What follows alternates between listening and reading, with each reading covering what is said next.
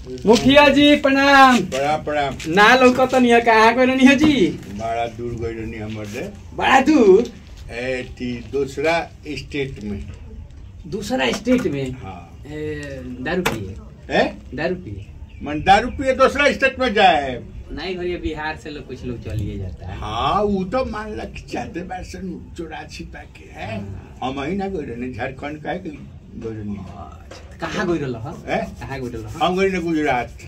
गुजरात? हाँ। गुजरात कहाँ हो? गुजरात कहाँ?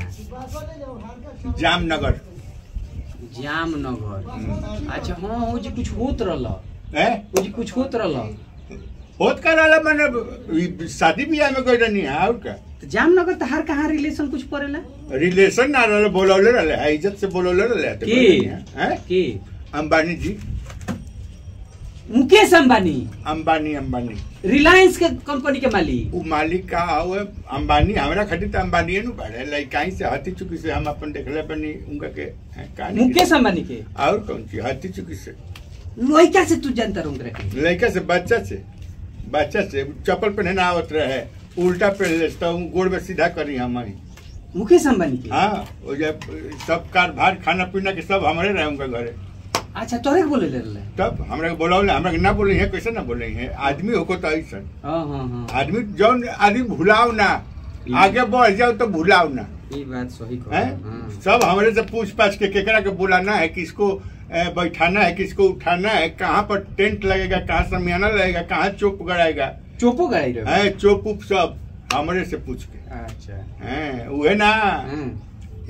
दूध कई किलो आई, मिठाई कौन वाला आई, कई गो मिठाई आई, सब हम ही रहनी नु।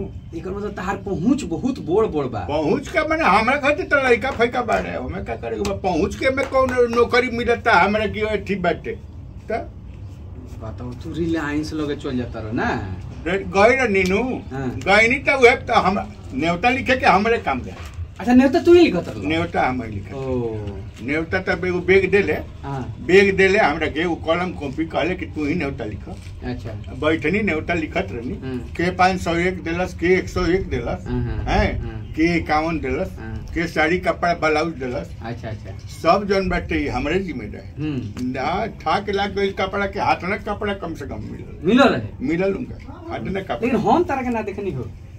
हम अंधारावा पियर की रूम गई रखा तू ला अंधारावा पियर की रूम। तू हमरा के देखल कि नहीं? बताओ तू हमरा के देखल कि ना? हमरा काम से फुर्सत रहे कि हम तरह की देखी। हमरा पर सारा जग के प्रयोजन के सारा भार हमरे पर। तू वीडियो देखल हो? वीडियो देखल हो उनकर बियाह के?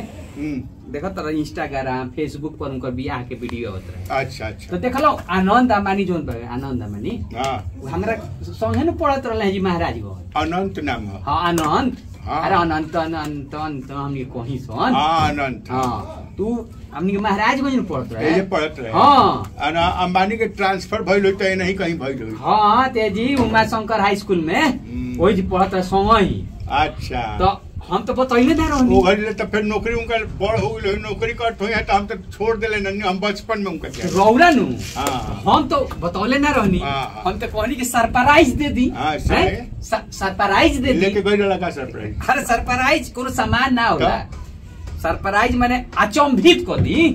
अचंभित कर दी। हाँ अच्छा ठीक बा। एक बैग चल जाई हम। ठीक बा। हां तो हम तो आराम से जाके डांस करत रहनी। अच्छा हां भाई साथी यार के हवे डांस करत रहनी। आ स्टेज पर देखत नहीं रेहाना बिया तो कौन ना आइडल सब बहरी के नाचे डांस करे वाली एगो विदेश आइल रेहाना करके, वो पॉप सिंगर या कुछ पॉप सिंगर। पापी का पॉप सिंगर ही?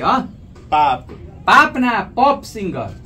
ई ना बुझा लागी। अरे बहुत पैसा लेवेले बहुत। हाँ बहुत पैसा ले। का करे ले? वो डांस करे ले, गावे ले, डांस। अच्छा गाना गावे ले, डांस करे ले। हाँ, तो वो रहे तो ये तो हम सुननी ना। हम तो देखनी खाली और लोग रहे, बहुत लोग रहे। अमिताभ बच्चन आके हमरा से भेंट उठ कैले, न्योता लिखवाले, फिर से ये सब लोग आए। तू न कैले होई है? हम का कर तो हम तो वही डांस देखत रहनी। अच्छा तो ले देखत नहीं कि धोनी जीवा वही पर बा।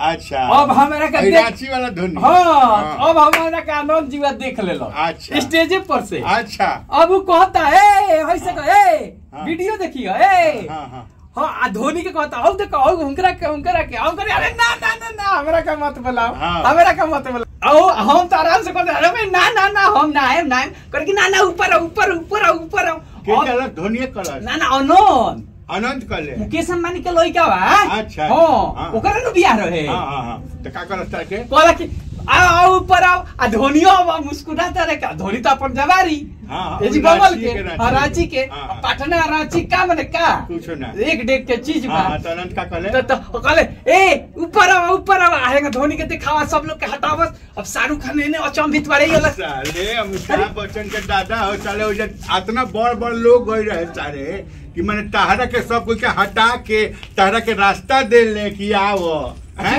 एक बात तो वीडियो में देख लो ये वीडियो में देख लो साले हम वीडियो देखे जाए अरे तो चप्पल ला कर तनी औकात में बात कर चले औकात वो घर से बर्दाश्त कर तनी अच्छा एगो बात बताओ का तू मुकेश अंबानी के हेतु चुकी से देख के उनकरा के बोल कर सकत रह तहरा के बोला सकत हमरा के ना बोला सको मैं तो गई नहीं सलाह तो जा गई नहीं ना हां तोरा खातिर रास्ता खाली करवाओ चले अनंत अंबानी अच्छा तो वीडियो फेक वीडियो अरे तनी इज्जत संभाल के सारे कुकुर साला कुकुर